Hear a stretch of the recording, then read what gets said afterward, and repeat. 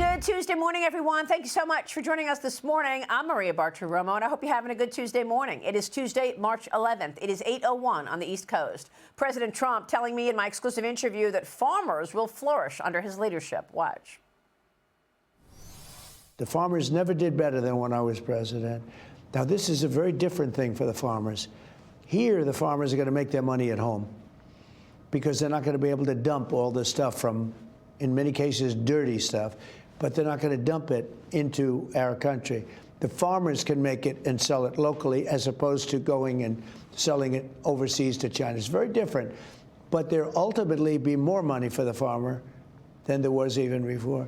But the sad part, when Biden was president, he didn't press China to buy the product. They agreed to buy $50 billion worth of product a year. And they were doing it, and then when he came in, they didn't do it. And that was the trade deal that President Trump did with China. This year, it's more about tariffs. China retaliated yesterday to President Trump's tariffs.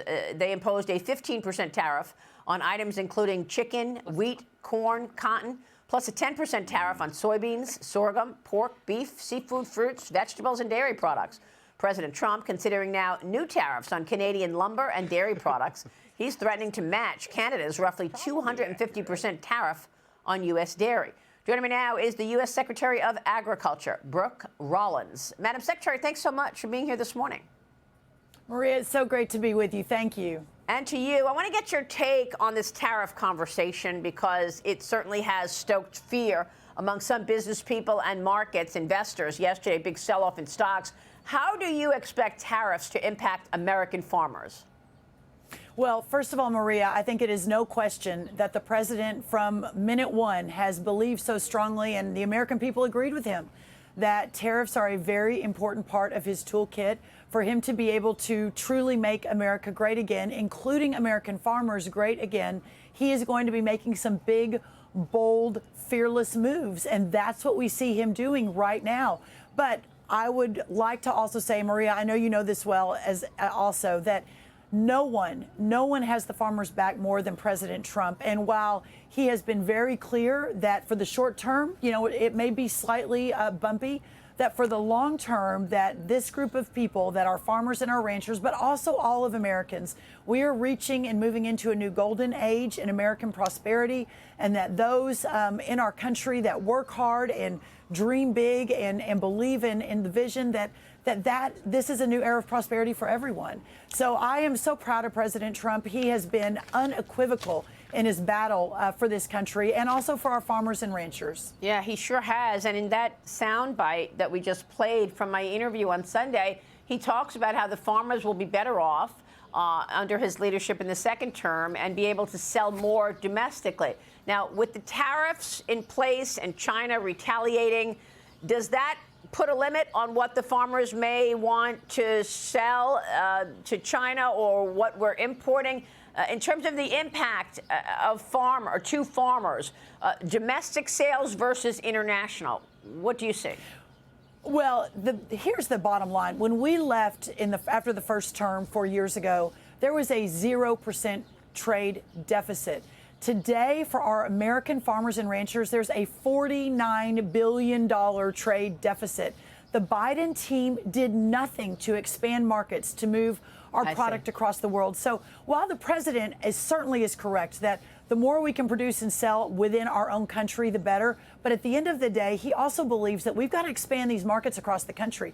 It's not, China can do what China needs to do, but we are working already across this country. Yesterday, I had 2 conversations with foreign countries on expanding markets, getting all of our great products out into the world, into new markets, and beginning to take that trade deficit back to zero, and hopefully even move it the other way when we're done in 4 years. So you're okay with tariffs on things like potash, and I know that he's taking a break for a month, giving some transition period to some, but you're okay with these tariffs that we're talking about with regard to farming?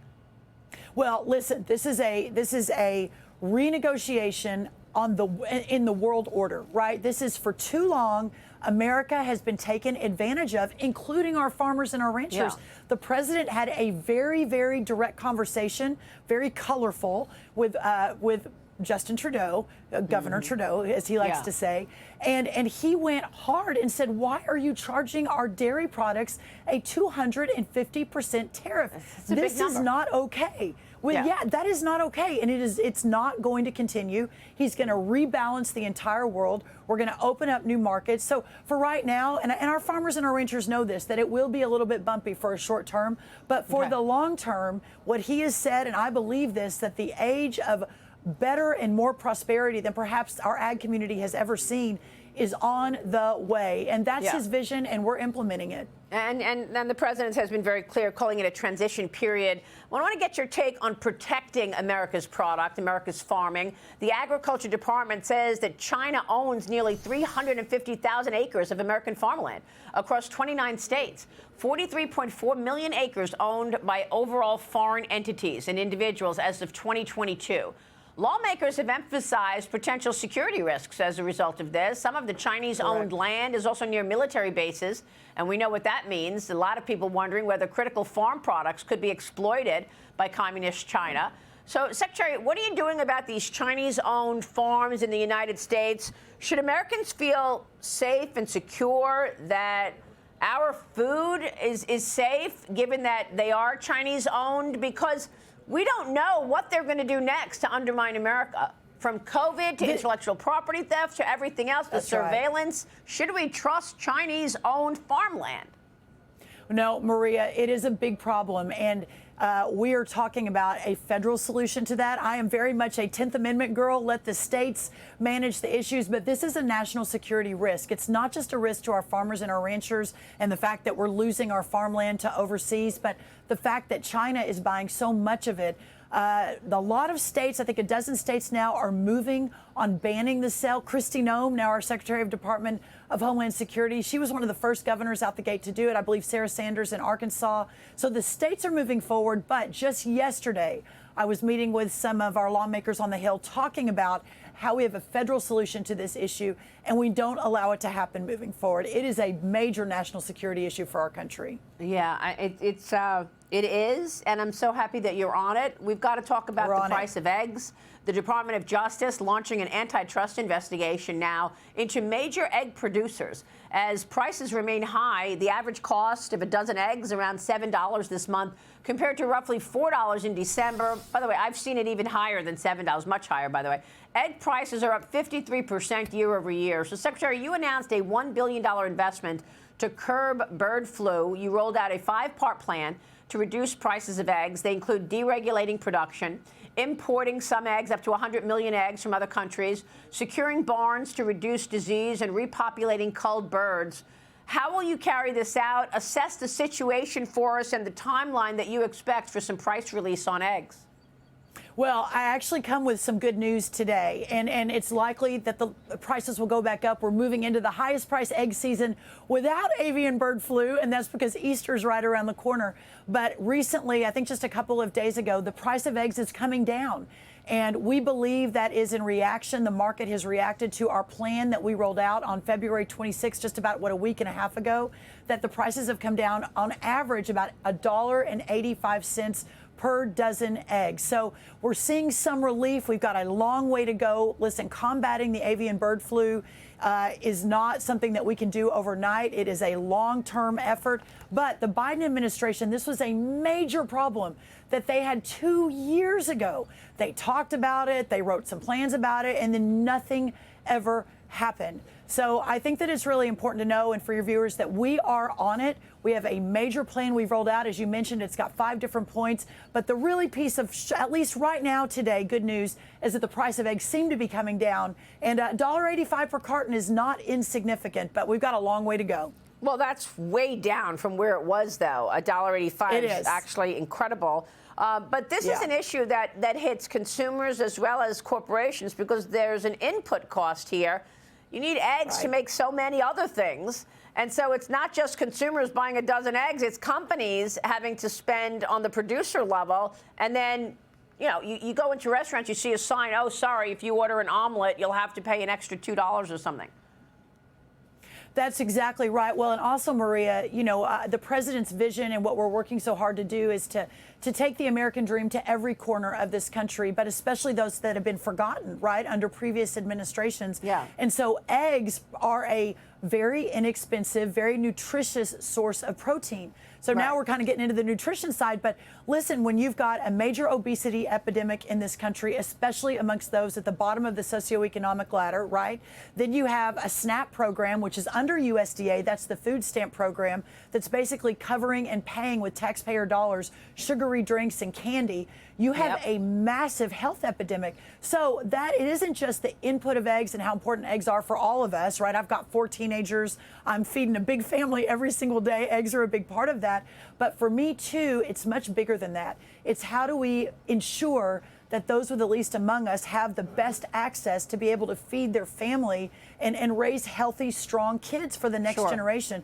So this is a much bigger policy issue than just, we got to fix avian bird flu. We do. We've got to make sure our egg layers and our poultry producers can thrive in America. We do. But we also have to make sure that this nutritious food is available for all Americans. And eggs are a big, big part of that. And I like the idea that it's a whole of government effort. As you just mentioned, the nutrition end of it is also important. RFK Jr. is making his own moves there at HHS.